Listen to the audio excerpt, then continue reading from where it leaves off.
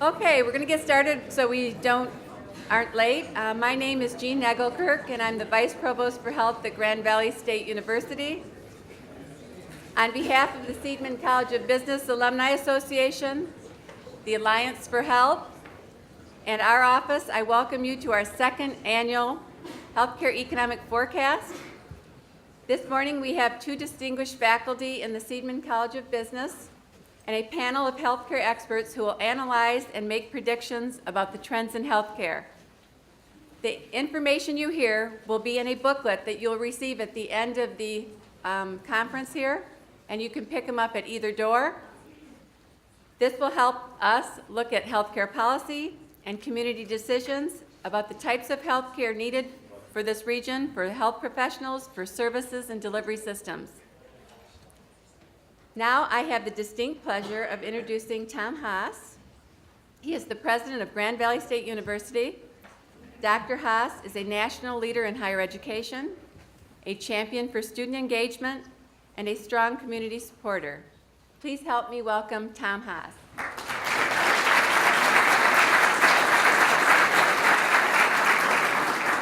Thank you, Jane. Well, Happy New Year. Happy New Year.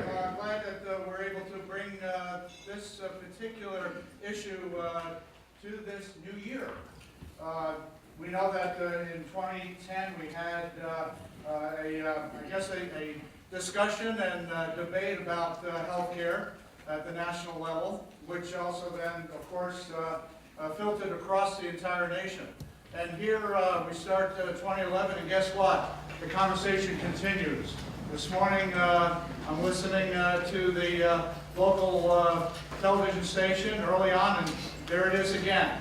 So I do think that we can understand that this whole area in health, from all the different vantage points, from a business sense to an educational sense to a public policy, local and nationally, really has engaged us. And I can see that through those that are attending this particular forum today.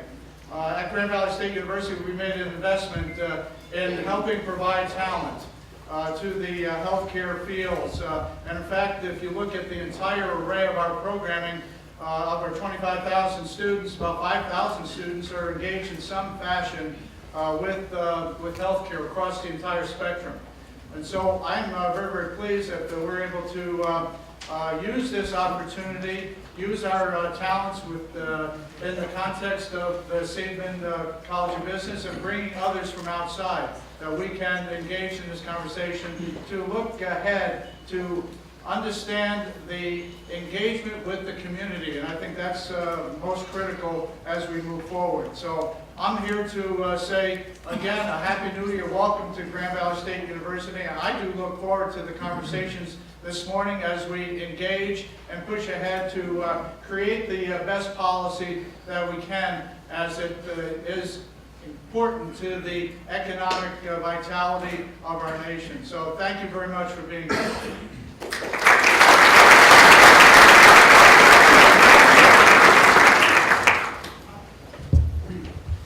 Okay, now I would like to introduce Val Lago. She will be our moderator for today's program. Val began her position as a health reporter for WZZM 13 in May of 2006. In June of 2007, she launched Healthy You, West Michigan's only local health show. Health You has won both national and regional awards, including a 2009 Emmy Award for the TV special Sophia's Heart. And in 2008, Val was honored by the West Michigan Public Relations Society as Journalist of the Year. Please help me welcome Val.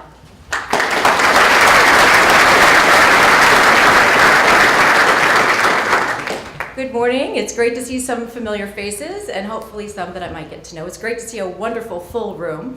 And I do have to say that the issues that we're going to be discussing today are some of the ones that I get probably the most emails about.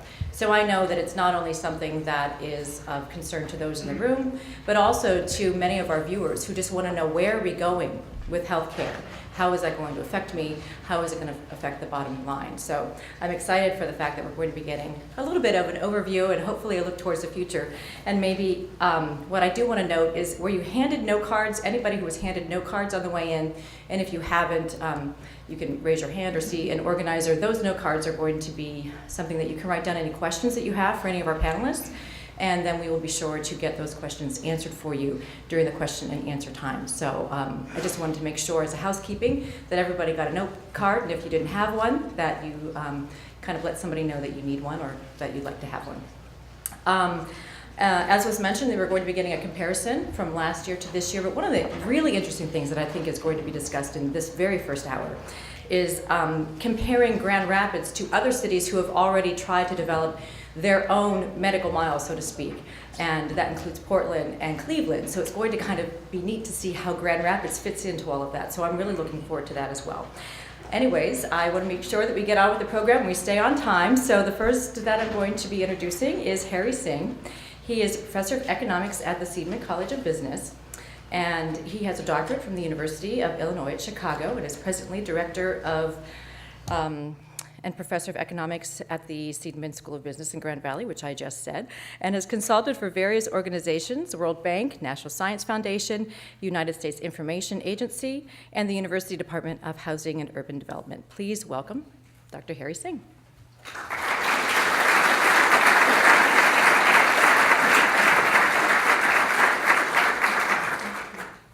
And also along with Dr. Singh is going to be Paul Isley. And Paul is a graduate of Purdue University, and he does have a very impressive resume, including the fact that right now he's working on a $10 million grant with NOAA, which is looking at how valuable the cleanup of the Muskegon Lake is. And he's also made over 200 media appearances, including USA Today, NPR, and AP Newswire. Please welcome Paul.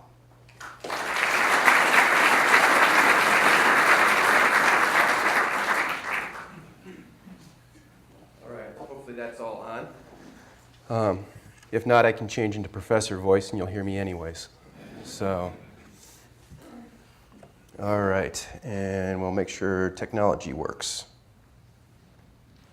Let's see. Push button. Yes. All right. So, a quick outline of where we're heading today. I'm going to run the first half, and Harry's going to run the second half. So I'm going to provide for you a little bit of where the professional projections are for this coming year, where we've headed in the knowledge end of all of this. Are we starting to see some knowledge creation in the area, which is something that generates value for the local region?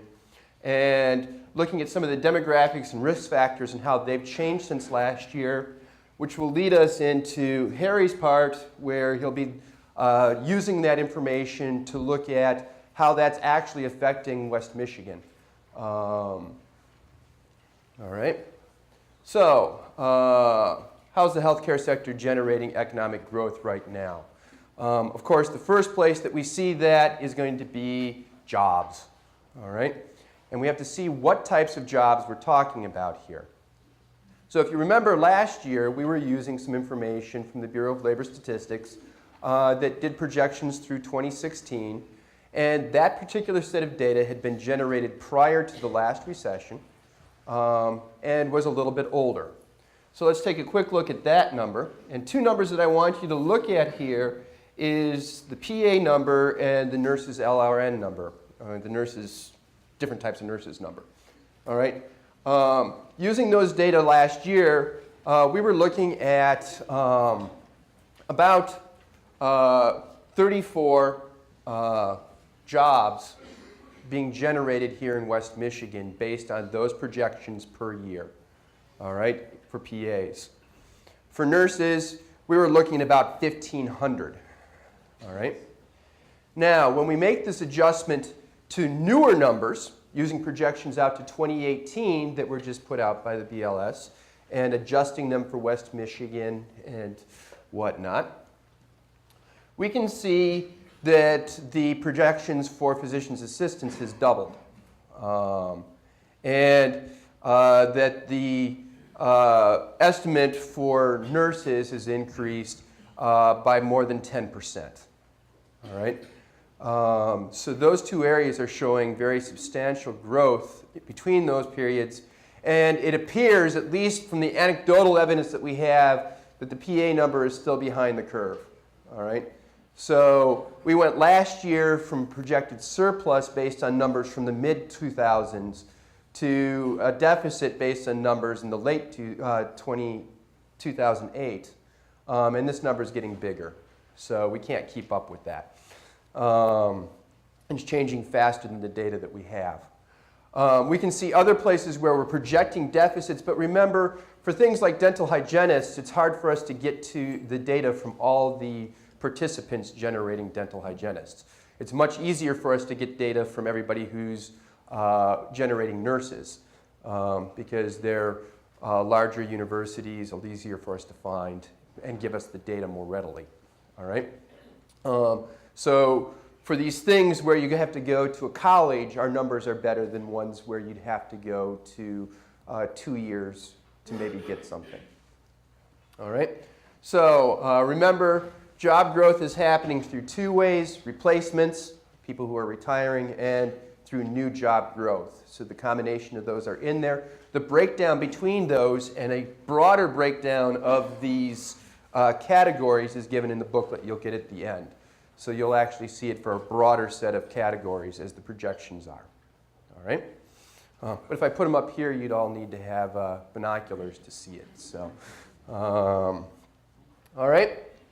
Second place where we're seeing growth project into the rest of the community right now is through ideas. And we've actually seen substantial growth since we last talked to you last year. So this is an important thing to be talking about at this point. So let's start by benchmarking ourselves against other cities who are trying to use healthcare to leverage their economies. Cleveland isn't trying, they've done it. So just be aware of that.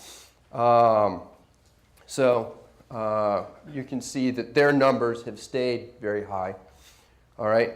Portland started a little bit later in the game. Of course, they have really cool cable cars that take you up to their medical mile. And you get to overlook, some very beautiful scenery. So that's sort of nice. So we see Portland as just ahead of us in the game, and we see Cleveland way ahead of us in the game, and we want to see how we're doing. We can see way back here, we weren't generating very much in the way of new ideas back in 2000. That's like a million years ago, right? We still weren't creating a lot of ideas by 2005. By 2010, we're almost on par with Portland as far as the generation of new patents. All right? That's a substantial growth that we're starting to see here. Okay? Now, where is it happening? Of course, we have some things running around in there. Remember the very top one, and we have to be careful about the top one, that's Amway. All right? And in the world of patents, they have very broad categories, and things like vitamins and things start popping in. And so they're running around out there. But even without them, we have different colors here. Blue are patents done by these companies in 1990, okay, between 1990 and 2000. Notice there's only one down here that's done that. All right? The redder color, or whatever it is, Microsoft picked my colors for me, so I can't tell you what they are. I claim to be a guy, so this is blue, red, green, so there's no intermediates in this. All right? You can see these were ones that were done between 2000 and 2009 when we last talked to you. All right? This green area are the ones that were done last year. All right? We've had a 24% increase in the number of companies participating. More than 50% of the companies that had generated patents over the last 10 years generated a patent last year. And we had a 35% increase in the total number of patents or pre-patents or applications generated. The reason why we broaden out the group is in the medical sector, people tend not to patent everything. They like to hide it instead, because by the time you've patented it, everybody's copied it, and it's not very worthwhile anymore. So there's long lead times on it and lots of expense. So pre-patents are filed through WIPO. Patent applications are voluntary to show. So this is still an understatement of the activity going on. All right, and you need to understand that. But even given that, the part that we can see is growing very quickly. All right, and that's a great deal because if you have an idea can bring in value. All right, manufacturing brings in value by having ideas and then creating a product and then exporting the product. For us to bring in value, one way you can do it is to have the idea, and therefore you're the one that gets the value from it as long as you can patent it. All right, and if that's happening in our region, all the better. All right, so that's very nice. All right, so what will continue to drive growth? Well, in the healthcare sector, there we go. Technology will eventually work. All right. Remember, it's going to be people who need access to healthcare, and that's a growing segment as we have right now. All right. That can be people locally needing it, or it can be people from outside deciding we're so good that they're going to come here. I'm going to start with looking at what we have here, because that's mainly what we're using at this point in time. All right? So to do that, we have to have people get sick or need a medical something or other, which leads to them needing to access the healthcare system. So we have risk factors, which leads to diseases, which leads to outcomes, which in our case is going to be poor health. And poor health is going to use the healthcare system at a higher level. All right? So, first thing that we can see here, and you're going to see exactly how big of an effect this is when Harry gets up in a few minutes, is old age. All right? And we showed you this graph last year. It continues to expand, but we're getting older, and we're getting older fast. All right? Yeah, it just sucks too. When you figure out some way to reverse that, then we'll really have value for the area. But this segment here, you can see as a percentage of the population is growing very quickly, and that's 45 to 64. And when we get to Harry's section, you're going to see how that leads to poor health output. All right? And it's a very important thing for us to keep an eye on the ball. We're still growing in coma, so even though Michigan shrank, coma as a whole has not seen that, at least until they revise the data again. So this is a real increase in people who are in older age groups. Okay? Oh, I cleaned it up for you. I forgot. Oh well. So the risk factors that we found so far in West Michigan that have the biggest effects are drinking, particularly drinking to excess in different ways. There are many different ways that they measure it. One way is binge drinking. Amazingly enough, people in coma binge drink more than people in Michigan or the United States. And we have Ottawa County in here. I'm not sure what's going on. Remember, binge drinking is consuming in the last 30 days, at least if you're a man, more than 4 drinks in an evening, and if you're a woman, more than 3 drinks in an evening. I think I got that right. So you go to Fridays and have 2 beers, that's 4, because they have the tall beers, so you're there already. All right? So the good news is by 2008 it started to go down. Unfortunately, we then had a recession, so we should expect that as the next set of numbers comes out, and these come out at the end of the year each year for the 2 years previous, we should expect during a recession that might go up a little bit because people get depressed. So Smoking. Smoking is going down, and right now we're seeing a lot of evidence that it's accelerating downward after the new laws last year. Unfortunately, these types of data are always a few years behind those steps. But that's good news. Notice that we still smoke on this end of the state more than they do in Detroit or in the U.S. as a whole.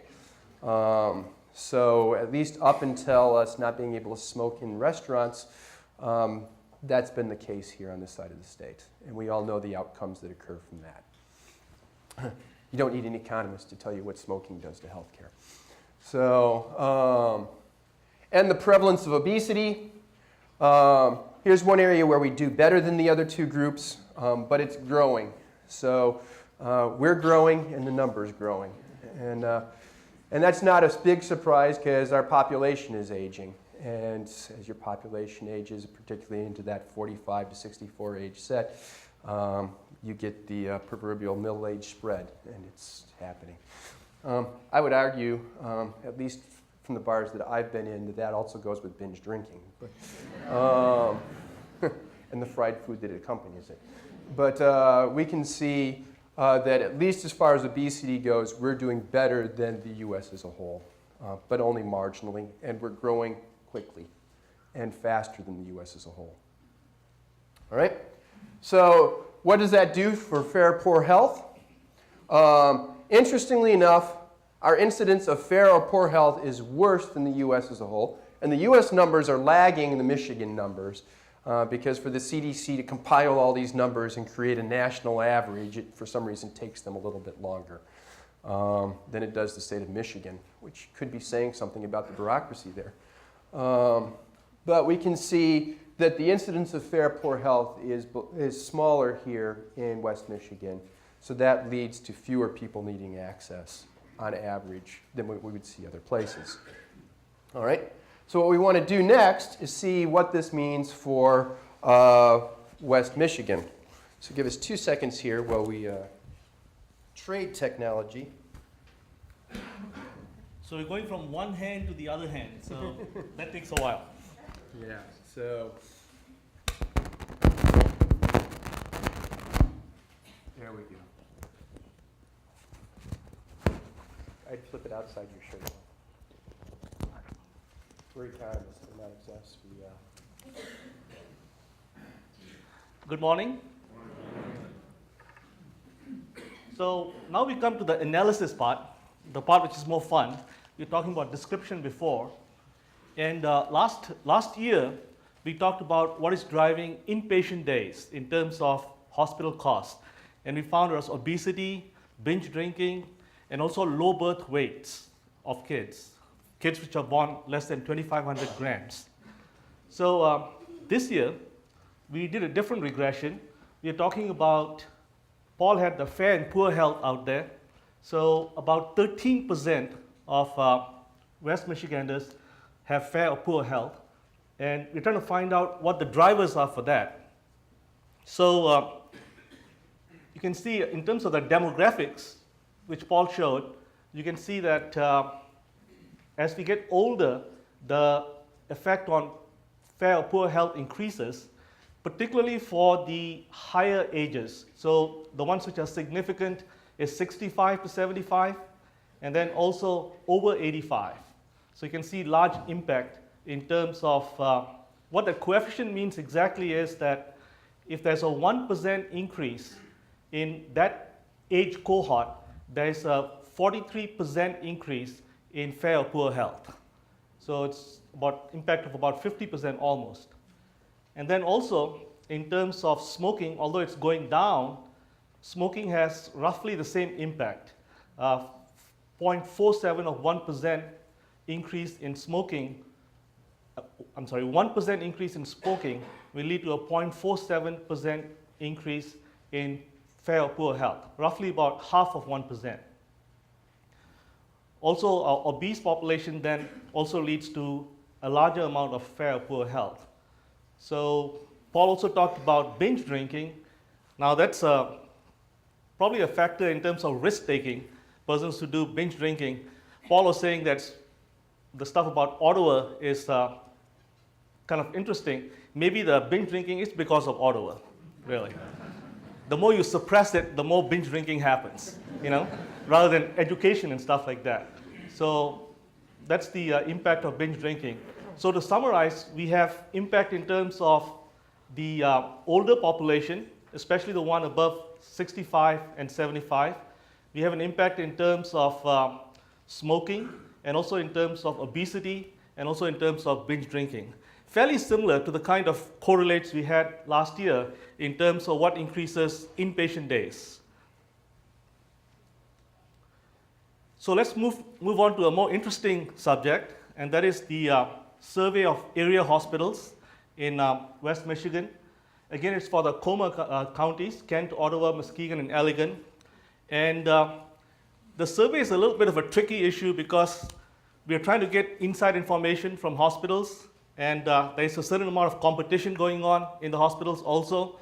So we want to make sure that they give us the information, and we don't want to identify any of the data from the respondents. So we'll try to show you the data in terms of the averages, also in terms of the spreads, in terms of the upper bound and the lower bound, and talk about some variations. Before we did the survey, we got together a focus group of large area hospitals, and we tried to find out from them what kind of factors they are concerned about and how to measure cost. Somehow in hospitals, costs are measured differently than the way economists measure them. We think more in terms of revenue. They think more in terms of charges, in terms of billing and stuff like that. And also, one of the major factors which came up in the survey group was the fact that when you're comparing costs from different hospitals, you have to adjust for the difficulty of the case. Because obviously, if somebody is having more serious problems and more complicated procedures, the costs are going to go up. So typically, the costs per patient are much higher in research hospitals who get very difficult patients to do different kinds of complicated procedures. So we got to adjust for that, and among the focus group, we decided that the best way to adjust for that is to use the Medicare weighted case index, which is kind of uniformly used in most hospitals. So we sent out the survey to about 30 hospitals in the area. We got 9 respondents. It's a kind of fairly complicated survey, so it takes some time to fill out, and we're trying to increase our clientele to get more respondents. And it does include most of the major hospitals in the area, so it's fairly representative of what's going on in West Michigan right now. And like we said before, our policy is to not indicate any individual responses. So what we try to do is to take the lower bound, is basically the average of the 2 lowest responses, and the upper bound is the average of the 2 highest responses. So that gives you a sense, it's a range, but a range based on the 2 lowest and the 2 highest. And then obviously we do the adjusting in terms of the case difficulty by using the Medicare weights case mix adjusted index. It's a mouthful, but that's what it is. So let's proceed with the analysis. The first thing we want to do, and this is in terms of just general gut feeling, we do that for the general Michigan economy. We're going to do that for West Michigan in terms of the overall confidence index next week. So we also asked the respondents, and the respondents, by the way, are mostly CFOs in hospitals. So we asked them about their confidence for the hospital and the medical industry in general in terms of the economic viability of the medical sector. I'm not sure exactly what confidence here means. Confidence here probably means that they're going to be okay economically, but that doesn't have much to do in terms of access of healthcare and the fact that the cost might be going out and out-of-pocket expenses might be increasing. We'll talk about all those things later. But generally, they are pretty happy in terms of the overall confidence of the confidence is projected somewhere around 87%. Sorry. So if you see the peaking a little bit above 87% down here. And next year, it's supposed to go up to 88%. So, and you can see that the bounds are somewhere around 70% to 100%. So overall, a generally high level of confidence, 87% right now, 88% for the next period.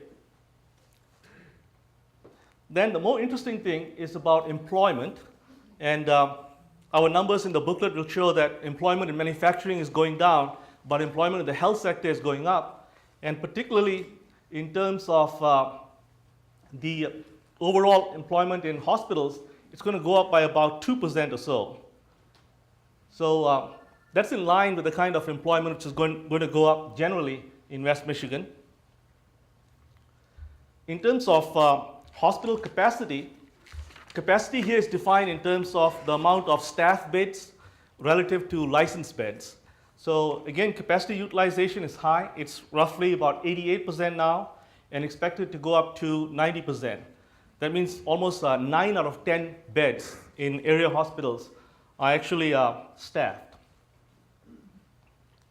So moving on to some volume statistics in terms of overall turnover, the number of patients, you can see roughly the average down here is about 15,000. Then it goes up to somewhere around 40,000. Low bound is around 2,000. And the number of patients in terms of, if you look at the mix, the outpatients are about 48% on average. The inpatients are about 52%. And as you would imagine, the number of outpatients are going up and the percentage of inpatients are going down. So this is in relationship to the fact that most hospitals are trying to do more procedures outside the hospital to try to lower costs. So again, the increase is a bit modest, and the decrease is also a bit modest, but it follows that kind of national trend where outpatient procedures are going up and inpatient stuff is going down. In terms of procedures themselves, you can see that the total amount of procedures in a hospital are approaching about 500,000, so around 472,000, increasing by about 3.3%, roughly above 3% or so. And then we focus on surgery procedures, which are typically more expensive. These are about 13,000 per hospital, and then these have been going down, so hopefully that will reduce the costs a little bit. Now, one result we have, a general result in this survey, is that the number of ER visits is going up. And that's a reflection of the fact that more persons don't have insurance, and they end up at the ER, and then they drive up the cost of healthcare.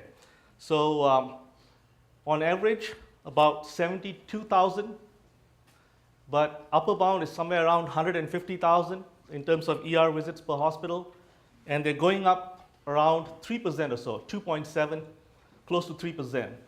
So this is one of the driving factors in terms of higher costs. Now, breaking down the cost data, most specifically, talking about the cost per day on average is roughly about $1,600 per day. This is a very gross average, but because we adjust for difficulty, you can see that the spread is not that much. So one interesting question is, if the average cost is $1,600 and we have already adjusted for difficulty, then what is costing the variation in this kind of spread? It could be because some hospitals are having more procedures. It could be because some hospitals are having more costly procedures. It could be because there are inefficiencies in terms of the costs. But hopefully the costs are still adjusted for the level of difficulty, which is the main factor. So we try to take that out. So again, the cost per day is going to go up by about 3% from this period to the next period. And also, the average cost per discharge on average is about $7,000. And this is also going up a little bit lower by 2.3%. And again, remember these costs per day and costs per discharge are adjusted for difficulty. So I think next time around we try to figure out why there's some variation after we adjust for difficulty. One of the main results of the survey is again the fact that besides the fact that more patients are going to ER, there's a lot of uncompensated costs. So these are costs for persons who come to hospital and who can't pay the bills either because they don't belong to an insurance policy or they have crappy insurance and they have to pay a higher amount. So basically, either way, the amount of uncompensated costs gets shifted to the guys who have good insurance plans, right? So there's a lot of cost shifting going on in that sense. And you can see that if you look at the average down here, that's about $24 million. And the upper bound for the large hospitals is approaching like $60, $70 million. So that's a large amount in terms of uncompensated charges. And that's gone up by about 16%, which is phenomenal. So, and then also in terms of percentage of overall cost, uncompensated costs are almost 5% of overall cost. And this percentage is rising. So it went from 3.6 to around 5%.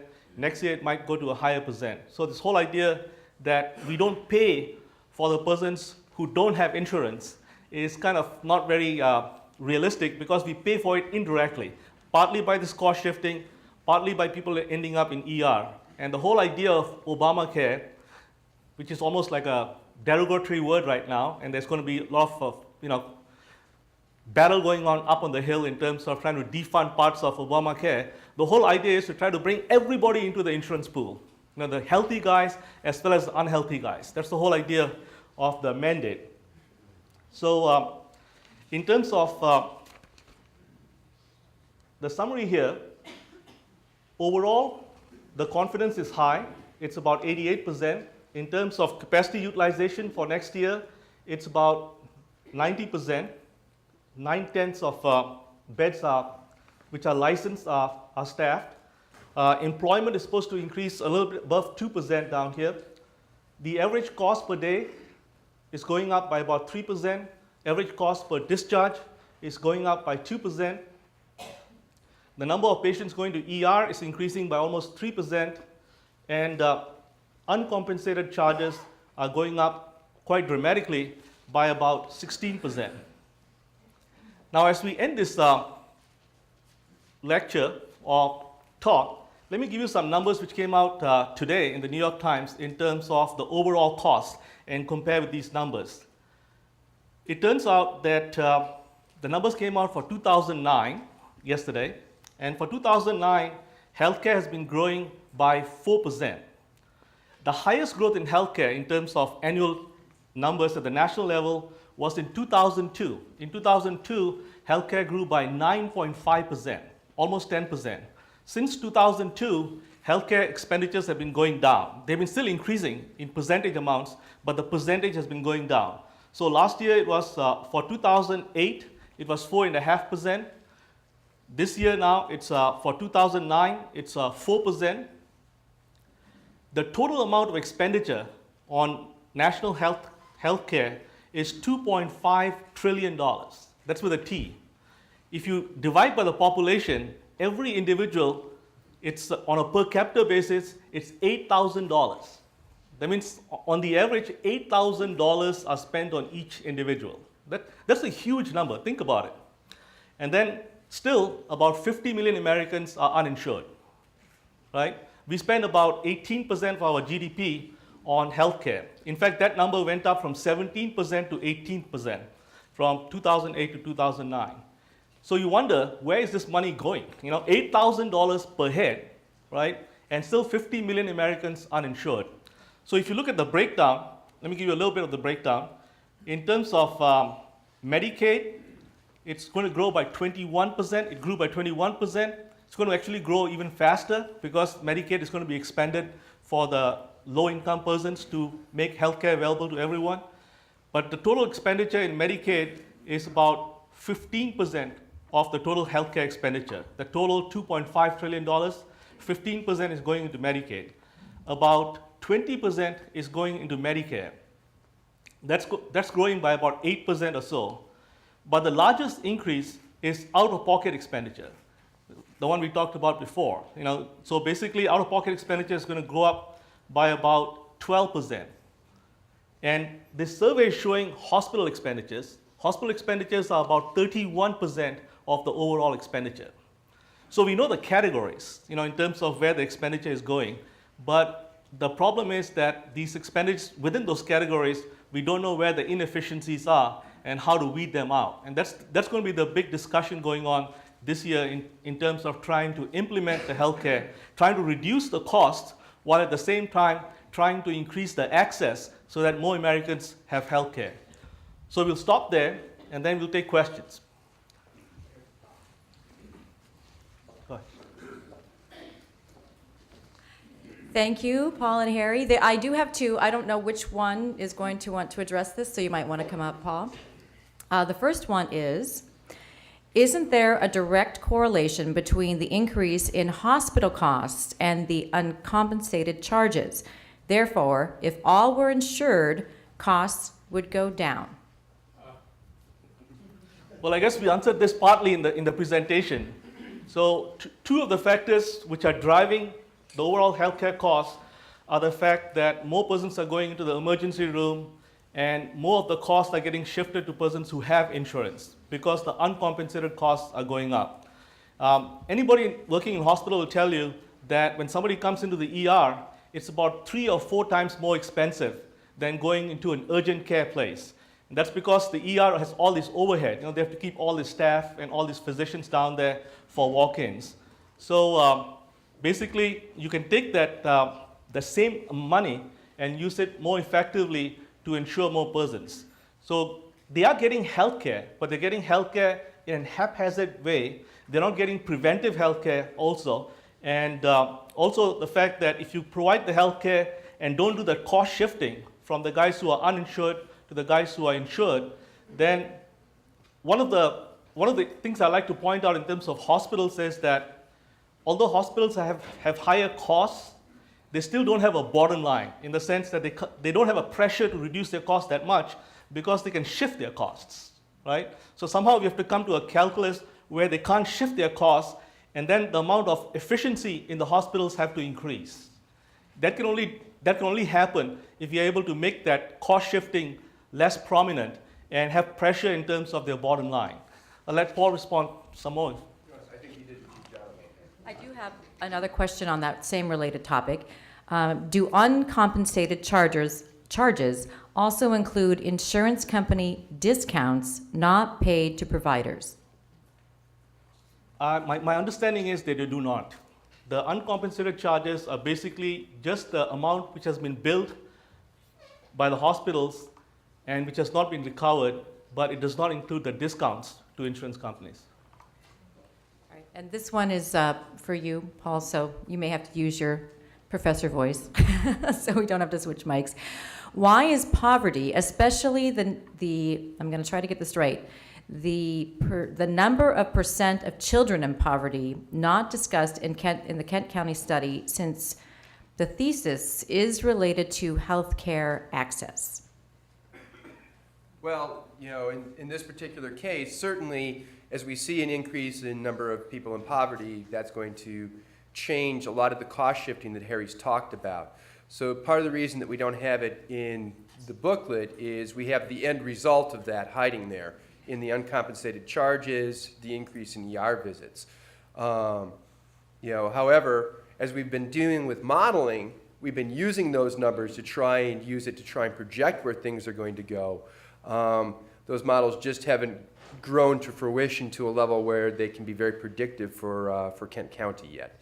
So it's definitely a big issue for us here. Let me make just two points about this. On television, whenever I watch talking heads, they always talk about how we want to save the middle class. They never say how we're going to save the middle class, right? The only way to save the middle class and also the low-income class, below the middle class, is to provide educational skills so that they can get higher, more well-paying jobs. And so the best attack on poverty is really in terms of increasing the skills and the education of the persons who are at low income level. The effect of poverty in our examples are basically reflected. For example, we emphasize a lot in terms of LBW, low birth weight kids, right? 8% of the kids born in Michigan have low birth weights. Now this number, you'll see in the booklet, which you'll read, this number has gone down a little bit from 8% to 7%. But that's still a huge number in terms of increasing overall cost. So if you want to reduce overall costs, one of the best ways to do it is to provide more prenatal childcare so that we get healthier babies. And that will actually reduce the healthcare costs over the long run. The main driver for that is actually poverty, right? So all kinds of things, bad things come with poverty, obviously.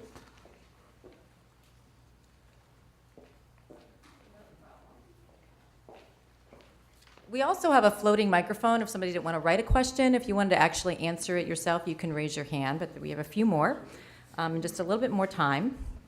Dr. Singh, could you expand on your explanation of the cost of discharge? Well, the cost of discharge is based on the cost per day and then multiplied by the average number of days spent in that hospital. So it's a very aggregate number. In terms of trying to find out what is actually driving healthcare costs, what kind of inefficiencies there are, you have to take the cost per discharge, and after adjusting for the difficulty, which we have done, go more micro into the data and try to figure out what kind of procedures were done on the patient, whether some of the procedures were necessary or some of the procedures were based on mostly defensive medicine, that kind of stuff. So you need much more micro data than cost per discharge to find out the typical amount of inefficiencies going on in a hospital. And one of those you can see here, can you explain that, Harry? Where we have a difference in payroll expenses in the different benchmark cities that we have here. And you have the microphone, so I'll let you go. Right. So the other part of the presentation here, maybe we'll just team tag in terms of the questions. Because I think we started having the questions before we actually finished up this stuff. So let me just go backwards here. Oh.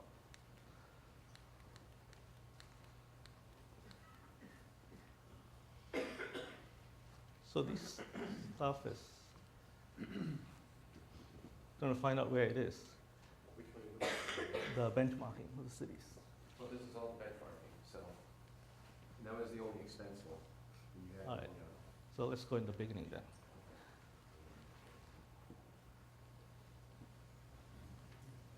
All right. So Paul talked a little bit, switching gears a little bit, Paul talked a little bit about benchmarking in terms of patterns.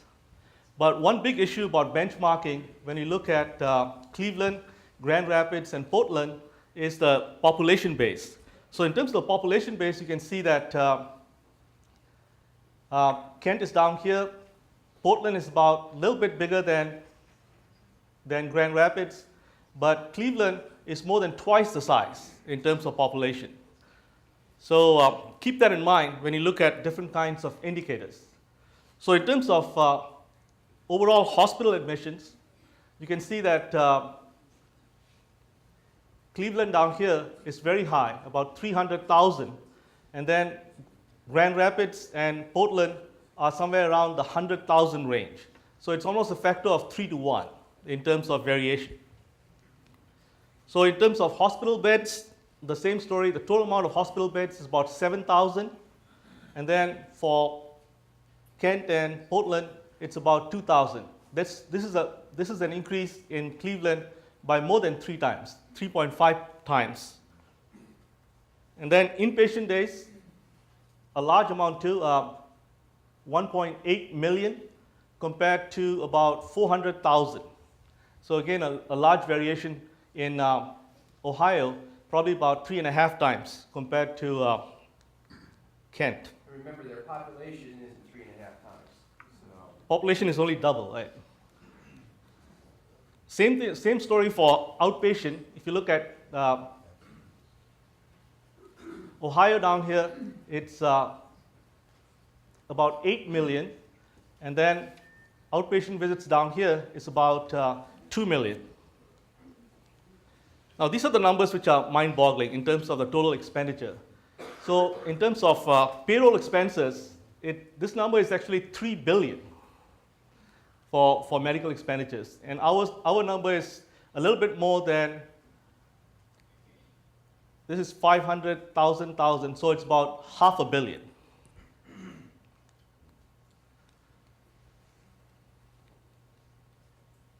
So in terms of the number of doctors, you can see that it's about 8,000 in Cleveland, and about 4,000 in Oregon, in Portland, and about 2,000 in Kent.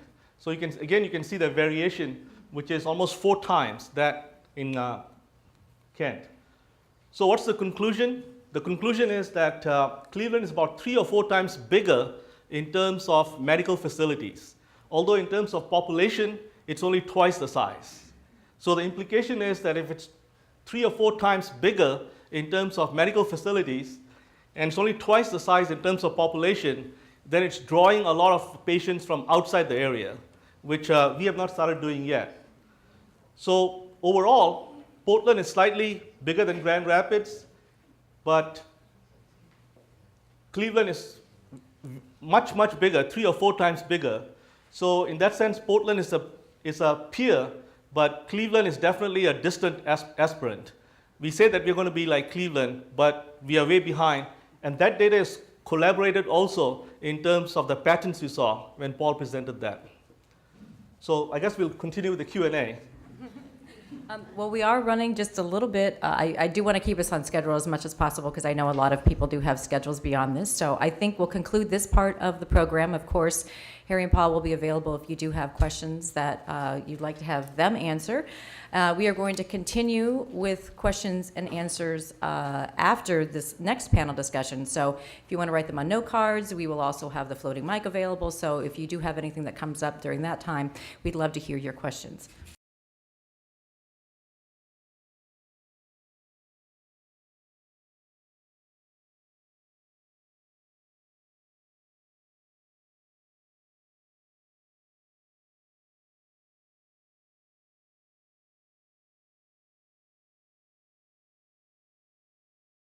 Our first panelist is Dr. Richard Brion.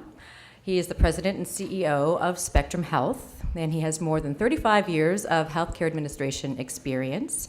And he has served at 3 other healthcare systems within the United States as a CEO, and he's going to be talking about the current state of health systems. Our second panelist is Susan Sevensma. She's the Director of Medical Education, Medical Director, Metro Health, Breton Metro Health Hospital.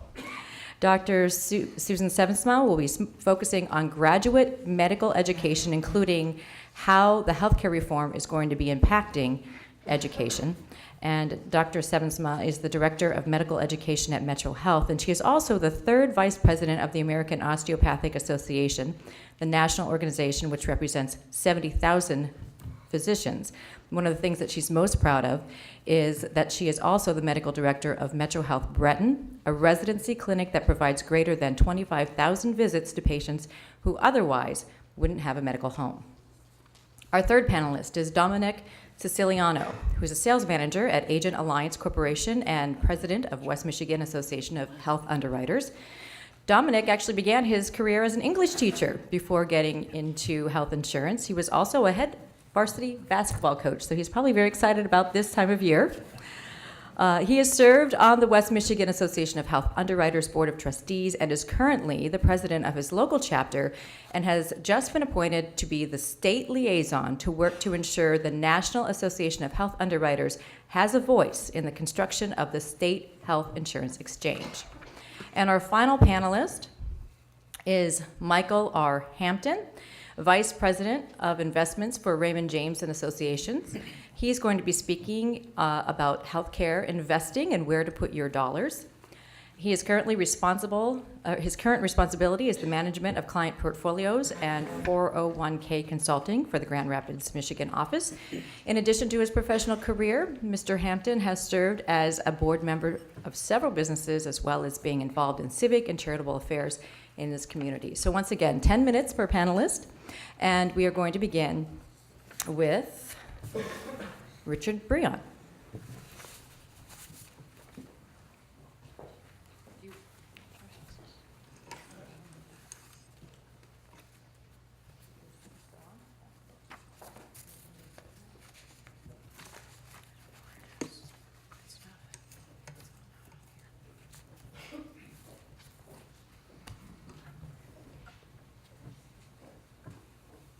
Thank you. Good morning.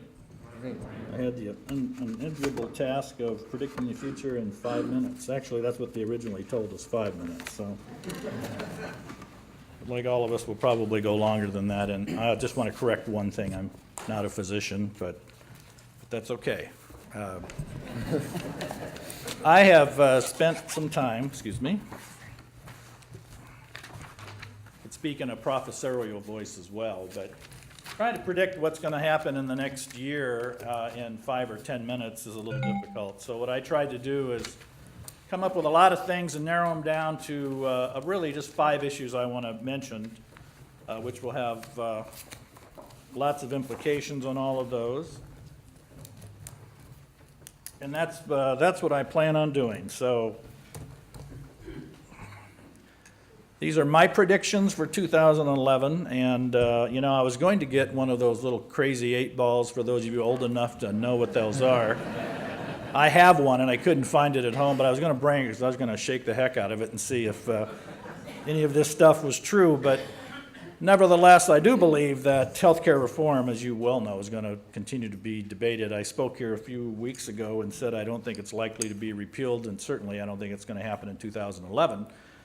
But there's going to be alterations to it, and I think a great deal of debate, probably starting within the next couple of weeks. And so that's going to be a big challenge for us. I think the real issue with health reform is, what are organizations going to do about it? Are you going to act, or are you going to react? And I sort of put people in 2 categories. You're either going to try to do the things that you think need to be done to prepare for this and get ready, or you're going to wait around and see what happens first and then do the action. And I think we sort of call that healthcare physics. Sort of there's an action and reaction, and I think organizations throughout Michigan will do both. I don't think there'll be any particularly one avenue of action going to happen. One of the things that is going to happen, and I think this sort of follows into what was just discussed, is about what we're going to do about cost and reimbursement. And I think organizations are already looking at how are we going to be able to live on Medicare rates, which are significantly lower than normal insurance rates in this state in particular. So I think what you're going to see is a tremendous focus on efficiencies, dealing with throughput of patients. How can we do that better? How can we take cost out of the system? How can we align the providers of healthcare? And you're seeing that already between doctors and hospitals. You see that kind of thing. And I think the whole premise there is try to get cost out of the system. So no matter what happens in health reform, I think you're going to be in a position to do something. I think the biggest push in health reform in 2011 is going to continue to be what's happening on the insurance side of things. And since we own an insurance company at Spectrum Health, clearly that's a big issue to us. And so we're getting ourselves prepared. There's already some things that are in place, but there's some really significant things that are going to be put in place over the next 12 months that we're going to have to gear ourselves up for as well. The second prediction, I kind of feel like Karnak or whoever that prognosticator was, but the second one I think is probably as critical as anything. There's going to be pressure to drive utilization down, and what that will do is it'll cause a lot of, we call churn in the market. It's going to cause a lot of things to occur. One, you're already seeing businesses are looking for ways to shift costs to their employees. They're doing that through high deductible plans. I think in 2011 that will continue. I think the days of first dollar coverage, if they're not over, certainly by the end of 2011, you won't see very many businesses being able to offer that anymore. In addition to that, I think they're going to focus a lot more on wellness and other ways of trying to drive down utilization of their employees. Spectrum Health, we have a lot of employees, and our rate of payment for our employees is the same as it is now as it was 3 years ago. And that was done because we managed the care of our employees and we managed their utilization with a lot of focus. And I think businesses, larger businesses in particular, are certainly trying to get into that as well. There's going to be a decline in commercial utilization, we believe. That's already occurring, and I think that has a lot to do with the economy. I think there's just a bigger push on trying to drive down utilization by health plans, whether it's our own or whether it's Blue Cross or anyone else, and I think that's going to continue. And what's going to happen because of that? It's going to put a lot of pressure on organization. I think it's going to continue this whole discussion around consolidations and collaborations. I think in 2011 there will probably be more talk than action, but nevertheless, I think what you've seen in 2008, 9, 10, I think that kind of conversation will continue. Some of these things will occur, some of them will not. If you look right now, 1 out of 6 physicians is now employed by hospitals. Half of the physicians coming out in 2010 are employed by hospitals, and I think you'll see that trend continue. Michigan is suffering in their hospital arena. I think there's about 40% of the hospitals have a negative operating margin. So all of these kinds of utilization decline, hospitals and physicians trying to figure out how they play in this environment is going to be a big push on competition. I think you're going to see a lot more of that. People are going to try to look to make up the losses that they're getting and reductions of reimbursement. We kind of call that healthcare Darwinism, but nevertheless, I think you're going to see more of that in 2011. I don't know, frankly, in this community, although people talk about competition compared to even Cleveland, or I don't know about Portland, I don't know that market, but certainly a lot of other markets, the level of competition in this community is significantly less than a lot of others. In addition to that, I think the economy is going to make it still very difficult to get access to capital. So what you're going to see, in particular for organizations that are not very strong, they're going to be looking for partners who can write a big check. And I think we have experienced that often at Spectrum Health, but I think you're going to see more of that in 2011. I think organizations are going to want to do things, build facilities to deal with the increased capacity needs that are going to be coming. And frankly, they're going to try to find a way to get that access to capital. And it's tough. It's very difficult if you're not in the market large enough to be able to support those kind of things. So we're seeing that as well. The third prediction I have is there's certainly going to be an increased utilization of information technology and that connectivity, that whole issue around that. And I could throw up a lot of acronyms of EMR and CPOE and all those other things, but there is seed money out there that people are going after to try to develop those. That's already well underway in many institutions and will continue to be a big focus. I think if you have this better connectivity, what you're going to have is a better experience. You're going to have higher quality. You're going to have I think you're going to take cost out of the system by eliminating duplication and redundant testing, and I think that's what the push is going to be as people look to see how they can be better. I think also you're going to see a big increase in the use of mobile technology, patient portals, smartphones. We've got a whole generation of people. That's how they get information, and I think healthcare, I think some organizations are a little more advanced than others, but healthcare in general is not particularly astute at being able to reach those people through smartphone applications and others. So you're going to see a continued push there. Fourth prediction I have is that I think the industry is going to introduce, I think, some new kind of delivery models. Some of that's already happening. The patient-centered medical home is something that people are looking at. Here's the term, if you haven't heard it already, the ACOs, accountable care organizations. Again, that's the new buzzword, I think, for this era right now. I remember back in the late 80s, early 90s, it was PHOs. But it's another acronym. The whole idea is try to take care of a population based as opposed to an individual. And I think there's going to be a push to develop ACOs, even though I'm not sure people know what they are at this point. I think really the biggest concern we have with ACOs is that a lot of hospitals and physicians do not know how to manage risk.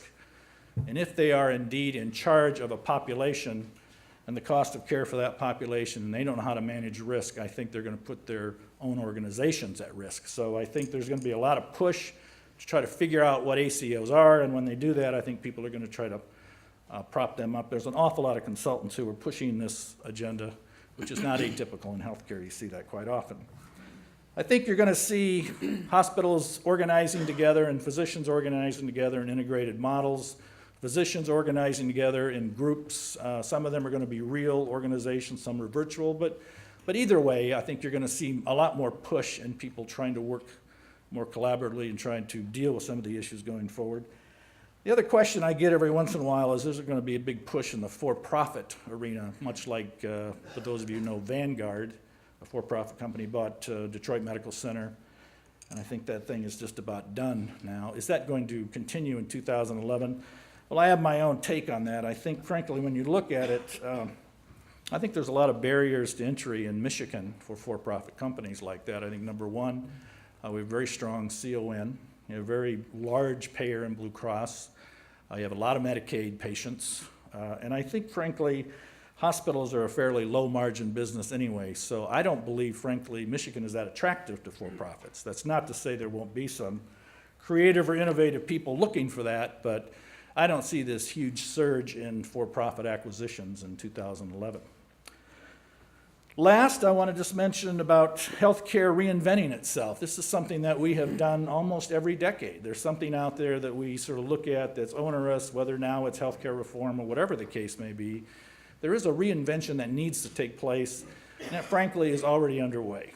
I think what you look at, some of the things that we've had over the last 15 or 20 years that have been very valuable to us, I think as a community, as a healthcare industry. I think we've done a lot in innovation, therapeutic innovation. We've done a lot in medical advances in diagnosis and treatment of illness. I think medical education and research, I think certainly is on the upswing here in this community. But there's some things that I think are going to have to change. I think number one, the whole idea around primary care and lack of access is a big deal. Transparency, that's really a joke in healthcare. It really isn't very widespread at all. We try to pride ourselves in that, but frankly, there's a lot of transparency necessary. And I think there's way too much variation. It was mentioned a little bit by the economists, but it's not just variation between us and Cleveland. There's variation between us and Detroit. There's variation within the same physician group, for that matter, and how things are done. So that kind of variation, I think, is going to get a lot of light shined on it. I think the things that are going to be important for us going forward is I think we're going to see an increased use of those people, physician assistants, nurse practitioners, that whole thing. So we think that's important. And I think there's going to be more transparency, and I think there's an opportunity for access to care. You know, there's retail clinics that have been out there. I know I only got 1 second. You said 5 minutes. But the whole area of retail clinics, I think, are going to get a revisit. They may not look like what they do now, but they're going to get a revisit. So all of these predictions are just that. But I do know one thing for certain, and that is that healthcare is not going to look the same in 2012 as it does in 2011. So thank you.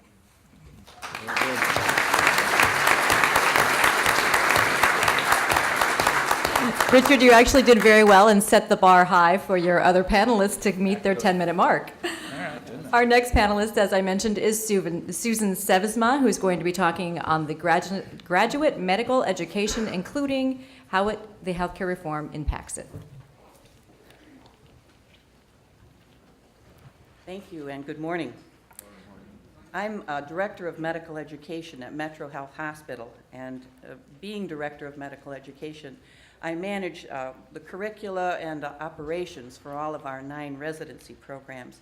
So I'd like to talk very briefly from the perspective of a physician and an educator. I'd like to make just some very brief comments about healthcare reform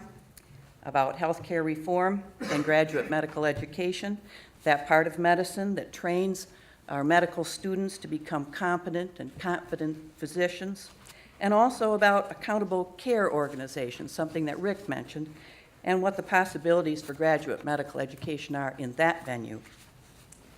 First of all, I want to say that 2 of 11 provisions from healthcare reform got started just this month on January 1. Both of them, I think, are good for our patients.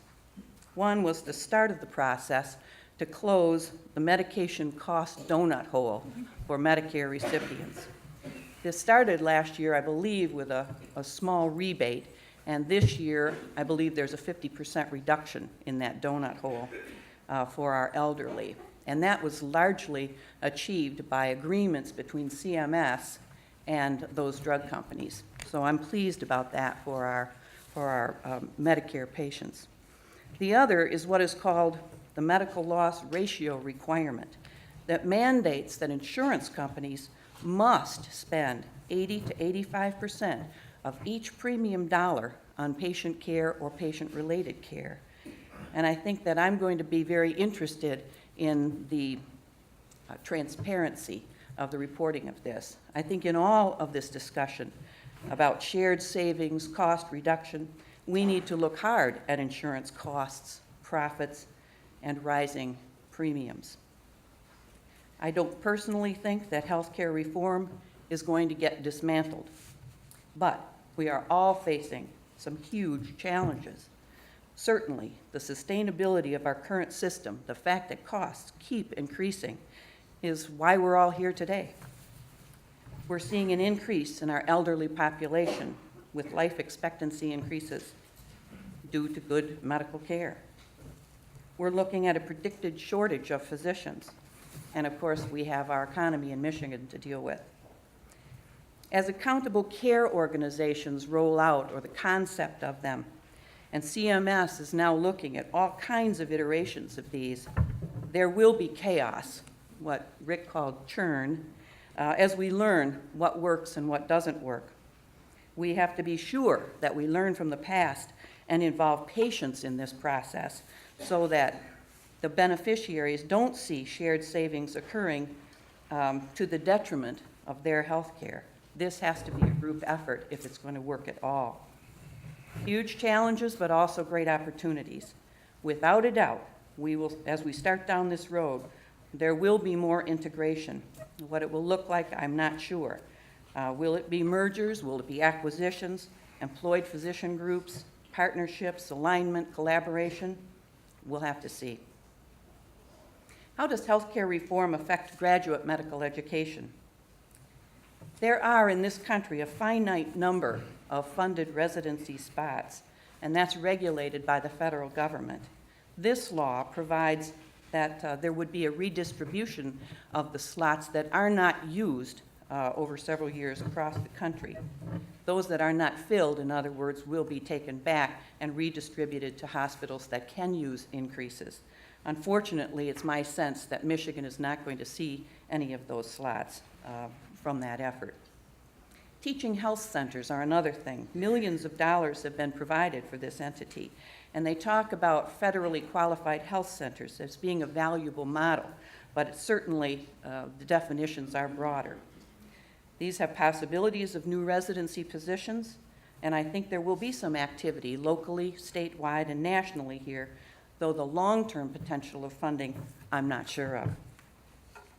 Some of the federal dollars now paid to hospitals for physician teaching programs, their residencies, will become dependent on quality outcomes, and that's the way it should be. Those are affecting hospitals, those are affecting physicians, and they need to be part of graduate medical education. What will happen to GME if and when ACOs are the providers of health care? Accountable care organizations, in theory, are based on improvement of the health of the population. They're based on enhancement of the patient experience of care, including quality, access, and reliability, what Rick referred to as the patient-centered medical home, and reduction, or at least cost control, of the per capita cost of care is part of the picture. They're supposed to provide efficient health care through 3 interlocking steps: gathering the right data on what patients need and how best to provide that. The government is committed to the electronic medical record so that information can not only be gathered but shared. Also, moving the healthcare payment systems away from rewarding the provision of more care to the rewarding of better care. Providers need to reform their operations to be able to use the information, resources, and incentives provided by this system. Pilot programs will help inform the Independent Advisory Board on future financing of health care, and so the future financing of graduate medical education. I believe that Spectrum was a pilot for the government in the ACO world, and I know that Metro Health Hospital has been asked by the American Hospital Association to be one of 5 pilots, so we're looking forward to that. Personally, I think this milieu is going to be a great place in which to graduate and train our new physicians. I think that the concept of patient-centered medical home is a very strong concept and a great one for our new physicians to embrace.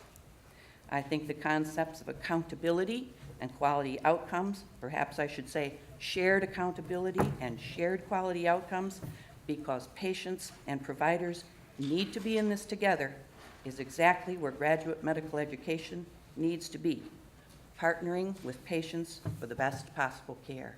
Thank you.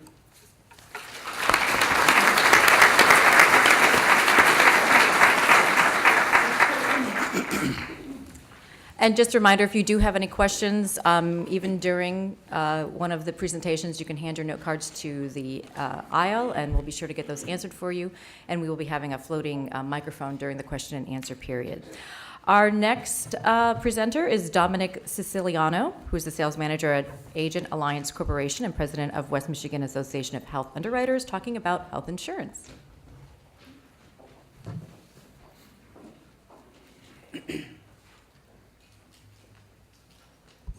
While Kim gets my PowerPoint going, I just want to mention that I am the first speaker to not have a doctorate degree, so although I did coach varsity basketball, which I don't know if that helps anything. So, and we didn't have a very good record either, so that's why I'm in the health insurance world now. But I really want to thank Kim and Lodi both for inviting health underwriters. I feel like I'm here as the president of our local association to represent the insurance agents and insurance carrier representatives and professionals, and to give you all, I guess, a prediction on the delivery of healthcare in terms of what the industry, the small businesses and the individuals and the businesses who purchase health insurance for their employees, or those who buy it for their own coverage if they're an individual care member or client, or if they're a small business.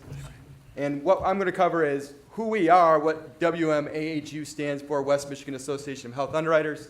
Wamahu, Mahu, Nahu, Hu. Sounds like my daughter's like Horton. He was a Wamahu, right? National legislative activity, state legislative activity, and then how we'll feel that here in West Michigan as consumers. So who are we? I noticed I saw a lot of my folks who are members today. We have about 175 local insurance professionals, and that ranges from insurance agencies, insurance agents, and carrier representatives. And I see a lot of you here, and a lot of you asked me if I'm nervous, and I told you I wasn't. Well, I was lying completely. I'm very, very nervous, but that's cool. So we are a 30-year association, and we've been very strong, and we do a lot of community work, and we come together as professionals to train ourselves to be. We feel like we have a very good professional network of people who are dedicated to delivering the best care possible to employers and businesses. Who is MAHU, Michigan Association of Health Underwriters? That is the 4 chapters locally, so Detroit, Grand Rapids, Kalamazoo, and Traverse City all come together and meet monthly, and there's a state board. And what we do at the state level, and I'm a part of that as well, is we really work on the legislative activity, working with the House and Senate and the folks making laws to, when they're talking to the carriers, Priority Health Blue Cross, drafting laws from different positions. We feel like we're the advocate for the folks who actually purchase the insurance. So we are advocating for the insurance agents, but we're also mainly advocating for the consumer's right to have great access to health insurance as well. And at the national level, there's about 20,000 national insurance professionals, and we are a very, very respected lobbying force in PAC in Washington. Our executive vice president, Janet Troutwine, is called upon several times by HHS, the White House, all the House and Senate, for her take on laws, especially HHS saying, hey, here's how we're going to write the regulations. How does this affect the common man? So that's kind of what we represent at the Health Underwriters. So what I'd like to do is to give you that national level. It's been mentioned several times that, yes, definitely we know next week the House of Representatives is going to pass a bill to repeal PPAC. I'm going to say PPAC a lot, but the Patient Protection and Affordable Care Act. We know that's a symbolic act that the House, a lot of them were elected based on that call to action that you need to go stop the big spending in Washington, and they know they have to do that symbolically. But we also know that it's going to stop there. They don't have the votes in the Senate. They will not have the support of the White House at all, so it's a very symbolic act. However, and it's been mentioned before as well, over the course of this year, both at the Senate level and the House level, we will be dissecting bit by bit, meaning our legislators will be dissecting bit by bit aspects of this bill, including the constitutionality of the individual mandate. We know that there's lawsuits in Florida, there's lawsuits here in Michigan, there's lawsuits all over each state saying, is that constitutional to force someone to buy an insurance product? We know that will be an ongoing debate this year. Items to be considered in and out of the minimum loss ratios we just discussed. So we know that in the small market, insurance carriers must spend 80% of the money they take in on healthcare delivery and 20% on administration and profit. Well, what does the 20% mean? Does it include agent commissions in there? Is that a pass-through expense? Those types of things are being worked and reworked. HHS did release regulations on that. They were interim regulations that I think they're solidified now, but they're still going to be reworked in Congress. Long-Term Care Class Act is a federal plan for long-term care insurance, the Section 105 non-discrimination clause, which for those of you who are in self-funded groups, you know that you cannot discriminate based on highly compensated individuals.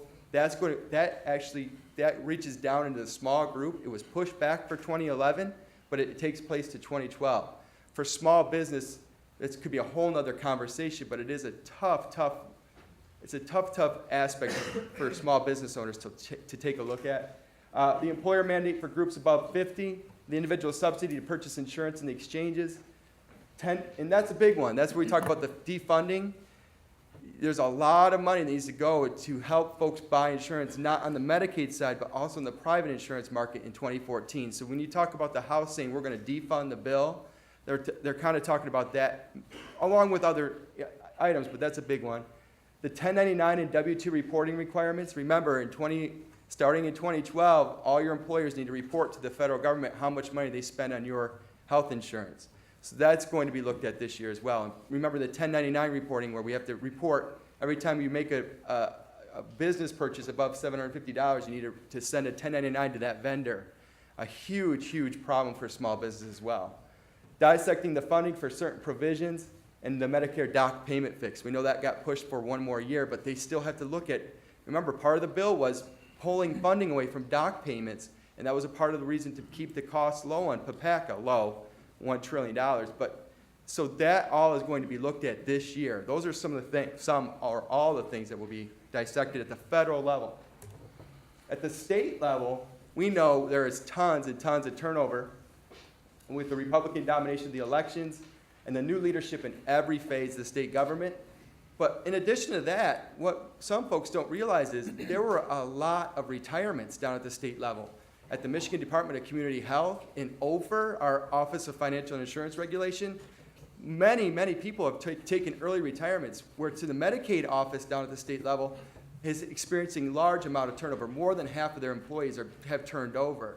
So in addition to that, the state level is gearing up for what Rick Snyder's hoping to do, and they have to work on dealing with healthcare reform and expansion of Medicaid. Our Medicaid rolls have been mentioned are growing vastly, but they are with brand new people who've never done this before.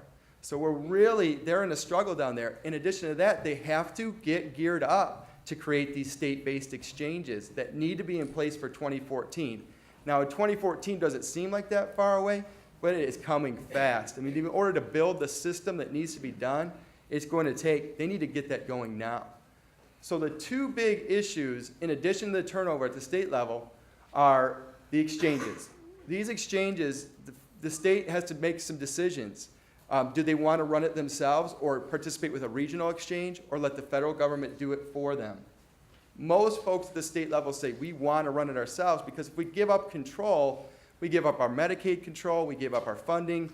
There's a lot of things that it makes more sense to have a Michigan State exchange. And I think that's what Rick Snyder would like to do. That's what we're hearing out of the Lansing.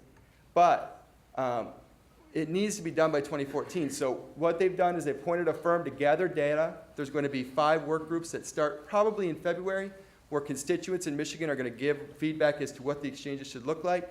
And then it needs to be passed by the House and Senate. So that's going to be a big, big push this year. It needs to be done by the end of the year. And then the minimum loss ratios, we talked about that. States have the ability to ask for waivers of the minimum loss ratio, maybe push it back a couple years. The state of Michigan has not decided what they're going to do yet. So really quickly, what is the impact on small businesses? Unfortunately, your insurance costs continue to rise. We talked about the issues. I mean, you saw all the aging population in the more ER visits and the cost of the uninsured. That's all happening. We have medical trends, aging workforce. Our guaranteed issue carriers are taking on more expense, but they're because there's less and less health underwritten carriers or commercial carriers. Aetna, Principal, Humana. These are some names that are no longer really viable options in the small group. They've left the state of Michigan. We have most of the agents in this room are showing Priority Health, Blue Cross, Blue Care Network, and a handful of underwritten carriers, but not the strong. United Healthcare is another strong player, but not what we experienced in the past. And carriers are very uncertain of their MLR liability. On top of that, the near-term benefits have added costs. One more second. Okay, and finally, and it's been said again, individuals and employers are going to look to say, how can we keep our costs where they are and try to still give value to our employees? And what you're seeing is the carriers responding with that with benefits that are a little bit more stripped down, with higher RX payments, higher co-payments, more gaps in coverage, et cetera. So you're seeing that in the employee level as well. So that's enough. That's all I've said. Thank you very much.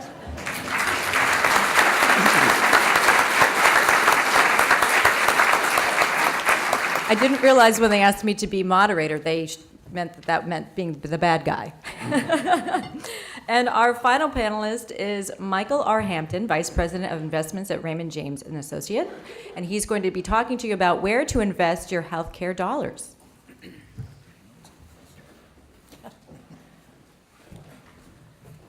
Okay, so this concept of investing is an interesting thought. And I made some notes, and the notes are going to be somewhat of a recap of what you've heard. Dr. Harry Singh talked about education. And the whole concept of education is the premier investment that we can make. Now, I say this because I look at business opportunities all day, at least 12 hours out of my day. And I do it as an investment advisor. I do it as an executive producer for the music industry, and I do it as a farmer. And I also do it as a parent and a grandparent. The whole concept of what has value in investing is fairly simple. It's human knowledge and human opinion. So that which has value has a collection of human beings who have some level of knowledge, and they agree this has value. So that could include currency. It could include Spectrum Health, Metro Health. It could include Grand Valley State University. In my opinion, which is all you're going to get today, is that all this economic concept of value and liability boils down to our opinions. So, you want to build something? Build human beings. So those of you that are in education or parenting, you're in the most noble professions. This is my opinion. Third to that, you're in healthcare. You're in one of the most noble professions. Perhaps my profession as an investment advisor would be way down on the totem pole, especially after Wall Street's hoopla over the last few years. But I will say that I've grown to admire education more and more as I've spent time in my business. Grow human beings, give them the freedom to express information. Now, how do you translate that in trying to find a business opportunity? Because the human factor is the most volatile factor that exists. We're sharing our opinions about currency as an example every day, 24 hours a day, 7 days a week, and it never shuts down. And it is one of the most volatile processes of world economics that we have is currency. So it's an area that we really don't agree on very much, but it has to be an included factor in it. Now, how does all this relate to healthcare? Well, when we're looking at the macro sense of investing, we have to look at how does interest rates affect healthcare? How does transportation affect it? How does energy affect it? How does inflation affect it? How does foreign currency affect it, if at all? And all the above does affect it.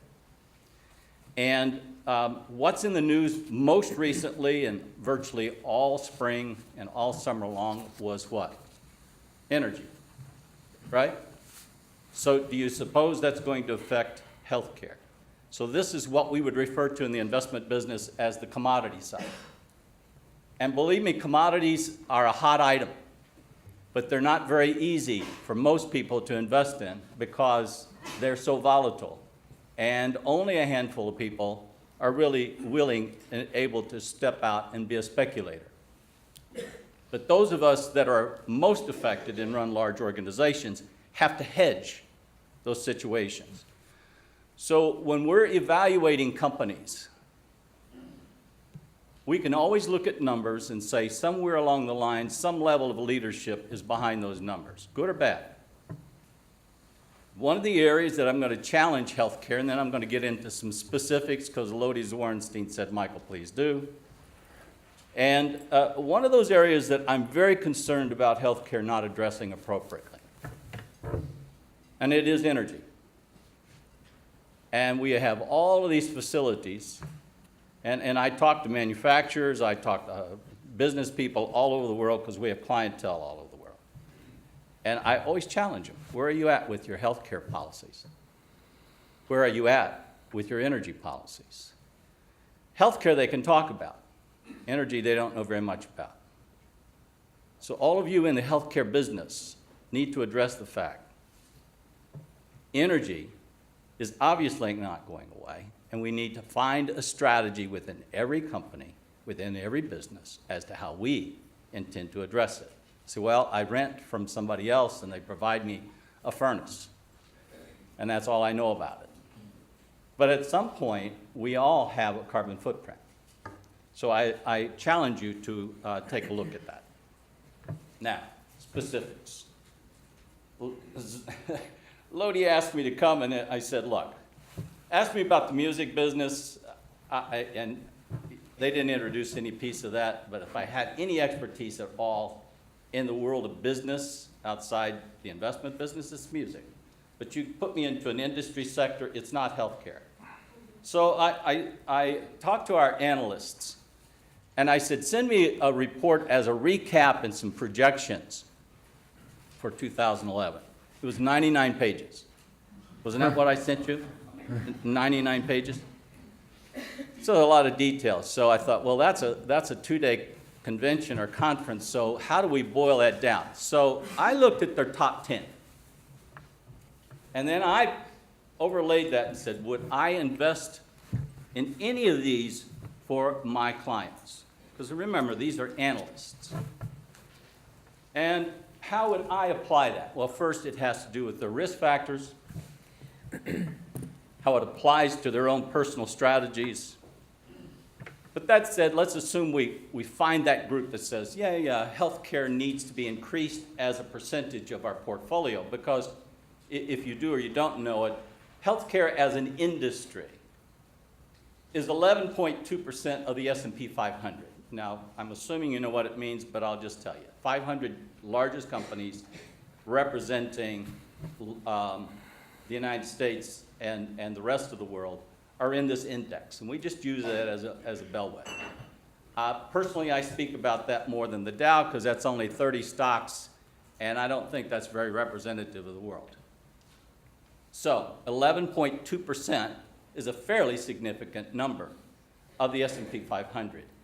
If you talk about healthcare, just the industry, there are 10 subcategories: pharmaceuticals, biotechnology, distribution, et cetera, retail, right? So you kind of all know this. So some of the notes that I made had to do with education. Harry, you're the one that sparked that, so wherever you're at, I'm sorry I got off on that subject, but it's critical to investing. Another one has to do with mergers. Now, where do we see mergers? Well, we see mergers in areas in which it makes economic sense, but we also see mergers in areas in which we are in lack of potential ideas for our ongoing. And it's one of the greatest risks to healthcare today, particularly in the sub-industry called pharmaceuticals. We're going to see a cliff this year of patents that are going to go off for your major pharmaceutical companies all over the world. You're going to see a substantial amount go away. Does that leave the door open for companies like Aperigo? Yes, potentially. Potentially. But if you look at that subcategory, this is my opinion. Technically, I think they're neutral. Fundamentally, I think they're fully priced. So now, when it comes to investing, there's these companies. And then there's this thing called a commodity. That's the stock. That's how you go about investing. Well, of course, when we look at the stocks, you say, all right, if I was going to buy the whole company and you multiply the value of that stock times the number of shares outstanding, would I buy the company at that price? Personally, I think the industry as a whole is fairly valued. There are some exceptions. So that's a value play. Then you got to look at companies, whether they're large or small, and say, well, that company is really a growth-oriented business. A growth-oriented business is typically one in which they're growing their revenues at an accelerated pace, well in excess of the typical S&P 500 company, of the mean.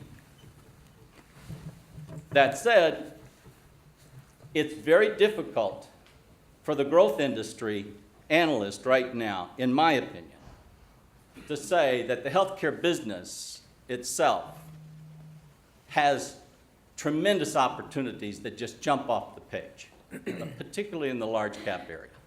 This has to do with ideas, because those ideas have to keep pumping and keep going, constantly filling pipelines. So perhaps there's another way, and that's you can take growth and value, and some people call that a blend strategy, and others call that growth at a reasonable price. You want to hold that sign up real quick? Here we go. I think these are growths at a reasonable price. All right. You want symbols or names, or both? Names. All right. Now, these are the analysts that have done that 99-page thing, right? This is just on, most of you, I'm assuming, your industry. Magellan Health Services, the symbol is MGLN. It's a buy. Express Scripts, anybody ever heard of it? Yeah. ESRX, and that's a buy. The next one is called Parexel, P-A-R-E-X-E-L. The symbol is PRXL. Our analyst says it's a strong buy. I think technically it's probably fair. Fundamentally, it's probably more of a growth orientation. It's certainly, in my opinion, not undervalued. But they love it from a growth standpoint. MedAssets, MDAS, a buy. Covidian, it's a name most of you have heard of. Big company, symbol is COV, strong buy. Hospira, HSP, strong is a buy. AmerisourceBergen, which is to me one of the finest managed businesses in healthcare today. And maybe I'm biased because I have some people that are very close friends that are executives there. ABC is the symbol, and it's a strong buy. And then Health South, strong buy, HLS. Talked about hospitals. And hospitals are clearly a huge business in the healthcare industry as a piece of those 10 subcategories. I'm not an analyst, but I make the investment decisions for a select group of wealthy families around the world and businesses. So when I'm looking at opportunities in healthcare, I personally would be turning to the privately owned and nonprofit organizations as a potential opportunity to find places in which, as an investment, you would fit. Not everybody can do that because that's kind of a big boy's game as it relates to the amount of money that takes. But there are opportunities as you talk to your advisors about fitting in to some of those. And I'm going to close on this. This is a very kind of weird way to do this. But there's a lot of times in which finding great opportunities have a tremendous amount of risk. However, there are things that are called structured investments that could be as conservative as a bank CD, but they take your money and they don't just use it as a loan to them as a bank. They turn around and let's say they go and buy a pool of foreign currencies or a pool of commodities or a pool of companies, both public and private, that are in the healthcare business.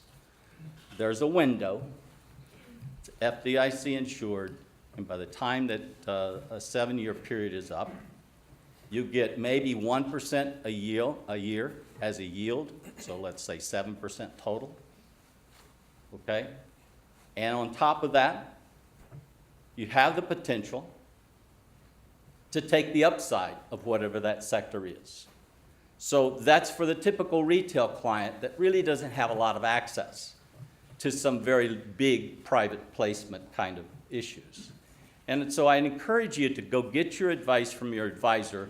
There are a lot of places on the internet where you can do research on these kinds of concepts in terms of being able to experience some upside of industries that you never thought of or strategies you never thought about going into with some level of protection on the downside, the most conservative of which is using a CD to do that. Am I out of time? Thank you.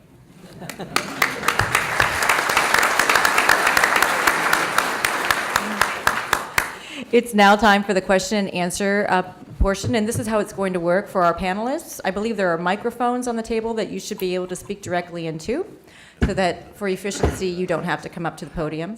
Also, I'm going to read off the question. For some, it will be fairly obvious who should answer it. For others, you may have to decide amongst yourself. And because during this time I have become an expert in time management, I believe that if there is a vague question, someone steps forward to answer it, that should be the one person that answers it. If we allow everybody to give their opinion, we really don't get as many questions answered. So we will begin. The first one is for insurance. How can Michigan increase the competition among insurance companies and bring more options into our state? Is that for me? Yes. Can you? Oh yeah, you guys can hear me. Cool. That's a really, really tough question. I know that right now in Southwest Michigan, there's a company called Nippon Life. I'm sure a lot of you have heard of it. I'm sure it's on the S&P 500. I think it is. It's a really large Japanese company, and they do life insurance. But they are entering the medical market in Southwest Michigan with a contract with Lakeland Hospital. So it is happening. I think it's just a tough market. Michigan is a tough market because we have Blue Cross Blue Shield, which has been mentioned as a huge payer. It has probably more than half the market in that way, and you know what the lawsuit that is going on with the fact that the federal government says it has unfair stranglehold on the hospital. So when underwritten carriers come into this market, they're competing against a guaranteed issue carrier that basically has a stranglehold on the teachers, a stranglehold on the unions, a very large portion of the small market.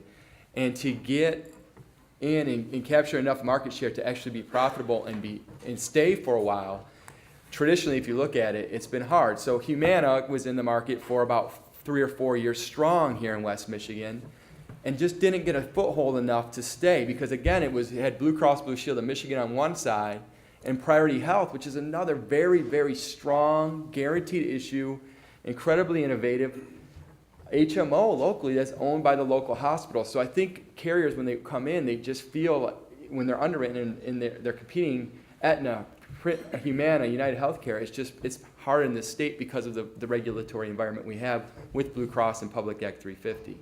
So in Blue Cross, Public Act 350 says that Blue Cross Blue Shield is the insurance of last resort, must take everybody, but it doesn't pay state taxes. So it's just hard to compete with that albatross in some ways. All right. The next question is for Richard. Is connectivity when we share healthcare data at the regional level rather than the system level? Yeah, I think I didn't really have an opportunity because of the time commitment, but there is a lot of activity going on a regional basis, and people always talk about, well, how do organizations collaborate? Well, here's an opportunity where Metro, St. Mary's, actually Trinity, Spectrum Health, and a lot of other good organizations are working together on a regionalized, called an HIE, Health Information Exchange. And really the idea there is to make information and data exchange not a differentiator. So it's something that would flow from one organization to the next. So if you see a physician over here and you go into hospital X, that information will flow back and forth. So I think there's a lot of cooperation there. I think that thing is growing significantly, and I think we'll have a significant place going forward. So there is a lot of work being done on a regional basis. This next question is for Dr. Sevensma. How do you, as physicians, define quality of care and better outcomes? Well, that's a good question. I think that in the past, we've done that pretty much inside of our own offices and inside of our own hospitals. That's changing now, because what we have now, along with internet access, is the fact that you folks can compare us against benchmarks and see just how Metropolitan or Metro Health Hospital compares with other hospitals in this area. You can see how hospitals in this area compare with hospitals in other areas. And these benchmarks have been developed and are being worked on and are being added to every quarter. So I think that in terms of how we define them, they've been defined and we're working with them. And then on a personal note, I think quality health care probably has a whole lot to do with the patient-centered medical home, bringing the patient into one spot, one-stop shopping, if you will, that will provide good care across the spectrum of health care. This next question is probably insurance-based, but whomever would care to answer it. Do you believe network discounts should be equal among all insurance companies, allowing for more health insurance company options in the state of Michigan?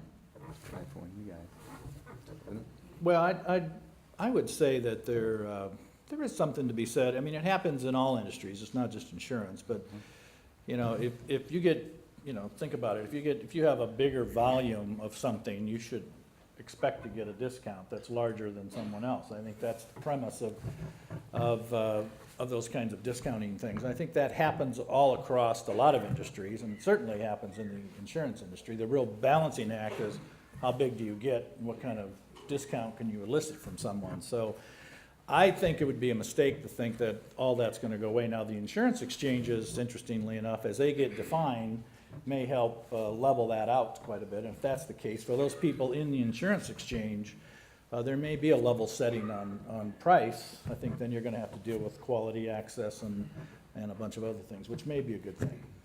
I do want to remind the audience that we have a roving mic, so if any of you have a question for Richard Hampton that maybe you didn't get a chance to write down, just raise your hand, and we'll be sure to get a microphone to you. Richard Hampton. Our next question is for Richard, again. Can you expand on your statement about a new model for retail clinics? Yeah, once again, I didn't get enough time to talk about that. What I was trying to say there, that there's a void right now in access to care. I think it was mentioned by The Economist, which I think was right on target. It's the whole idea of increased ER utilization. We have one of the busiest ERs in the country at Spectrum Health, but you don't see it on a billboard because I don't consider that a success. I think the fact of the matter is we have overutilization of the ERs for the very reason I think several people mentioned. We don't have the right kind of access to primary care, and we don't have people plugged into the right area. So that being said, people are going to look for there's this vacuum of access, so they're going to look for some way to do it better.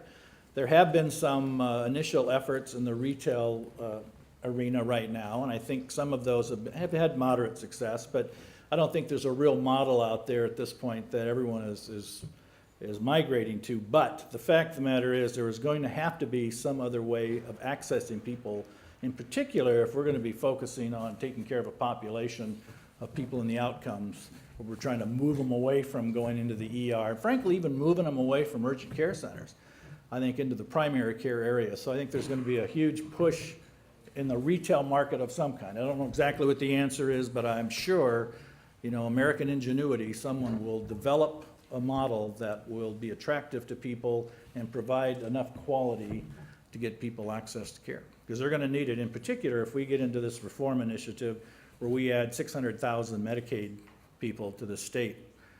They're going to have to go somewhere, and there's just not enough primary care physicians to accommodate that. We don't want them, like they did in Massachusetts, all go to the ERs where, yeah, the hospitals had a 30% increase in ER utilization, but the cost of care went right through the roof. So we can't have that. So we're going to have some other model. Our next question, what are the effects of medical tourism on healthcare costs, and are insurance companies going to pursue this? I believe that's what it says, medical tourism. I could take a stab at that if you like. Okay. You know, there have been a lot of efforts about medical tourism. For those of you who don't know what that means, it means that if you want to go to Bali or someplace, Malaysia, to get your care, you can do it, and they'll fly you over, and the care will be a lot less expensive. And the physicians, frankly, are pretty well trained. I mean, they're, in many instances, American-trained physicians. I think the real issue with American tourism, you know, if you look around the coast, both east and west, it's a little more significant. I think when you look at the cost of care in the Midwest, and in particular in West Michigan, I don't think it's quite as attractive, because I don't think the cost differential is that significant. But we have found over the years that healthcare is a very local phenomenon. And if you remember, those of you who've been around long enough, how there was only going to be a couple of heart centers in the United States, and American Airlines was going to fly everybody to these centers in Houston and Cleveland, and that's where everyone is going to get their heart care. Well, that just did not fly. And I don't believe, I think there is some substance to it, but I don't think it's going to be a big player going forward, at least for the next couple of years. And just to add to that, you definitely do see the carriers looking at it as a added benefit, maybe a voluntary benefit, maybe it's an executive carve-out. That definitely is, those are products coming down, both on the medical side and on the dental side, strangely enough. Dental tourism as well, strangely, so. Are there any questions from the audience? Anybody have a question for Michael Hampton that they'd like to have answered? Yes? Do we have a microphone that we can? While somebody's coming, let me go back to the interconnectivity. I mentioned one stock that has to do with that, and that was Med Assets. Allscripts Healthcare Solutions is another. It's a strong buy based upon our analysts. And if you look at this in a general sense, if you compare the overall, and I'm not talking about our two main hospitals here, but overall, one of the great weaknesses that we see in the healthcare industry is in IT. And it's the most bizarre thing. Who has access to your medical records, and how long does that take, and how much cost is involved, and how much duplication is there? And this is a huge growth potential, and there are companies out there doing this. And so we should raise our hand and say thank you to our local providers, our hospitals here, because if you've had a chance to do a tour, and I have, they've kind of got it going on. But the demand on the physician today, if they spend 20 minutes with a patient, 5 to 7 of it may be in front of the patient. The rest of it is record keeping. And the more that becomes automated, clearly the better. I say that from experience. My son's a resident at Spectrum. and he fills me in on how much dictation he has to go through for the process of that. So that, as an overlap, interconnectivity is a very, very critical piece for the future of healthcare. Along with my partner in crime, Dr. Williams, we would like to thank very much the presenters, panelists, Harry, Paul, Mike, Don, Susan, and Rick for a very, very intriguing thing. The January Forum traditionally has been dedicated to helping people think about things that are coming up. As I'm sure you understand, there's no way we could give enough time for everybody to really get into the subjects. We want you to know that you got the Cliff Notes version, some highlights, bulletin points. There's a lot more to go. The First Friday Forums have been going on for 22 years, and during the year, you'll have individual sessions that'll roll out topics with much greater depth, and we hope you will attend. If you have suggestions for topics, we will always take those. We very much appreciate your willingness. We're all learners. There are, I think you're finding, no answers. We know what's clouding the future. Clarity, that's a little different. Fortunately, we are together, we can learn together, and with institutions like Grand Valley, we're kind of dedicated to making sure that we do get things right. So Dr. Williams, if you will. Thank you. And the first thing I'd like to do is simply wish all of you a hearty, happy New Year. I think it's fantastic, and it's great to see all your faces again as we begin this new year. I have a couple of things that I need to do quickly. First of all, as you leave the auditorium, you ought to find this book available for each of you right outside the doors. Secondly, somebody is going to be happy that we located a set of keys. And Daniel Lewis somewhere has that set of keys right there. And then I'd also like to remind you, and Harry at least mentioned it in passing, that on January 19th, we'll have our annual economic and real estate forecast at the DeVos Place, as opposed to the DeVos Center here, but at the DeVos Place as a breakfast on January 19th. So please, we look forward to seeing you there. And then finally, on behalf of Grand Valley State University and the Seidman College of Business, President Haas, Provost Davis, faculty, staff, and students, I want to thank first Gene Nagelkirk, our leader, for helping us pull this thing together.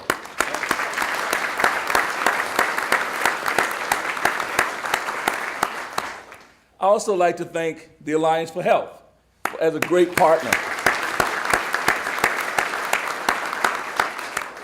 Of course, our speakers for sharing their expertise and wisdom. And finally, all of you for supporting Grand Valley State University, the Seidman College of Business, and this Health Check Breakfast. Thank you and have a great day.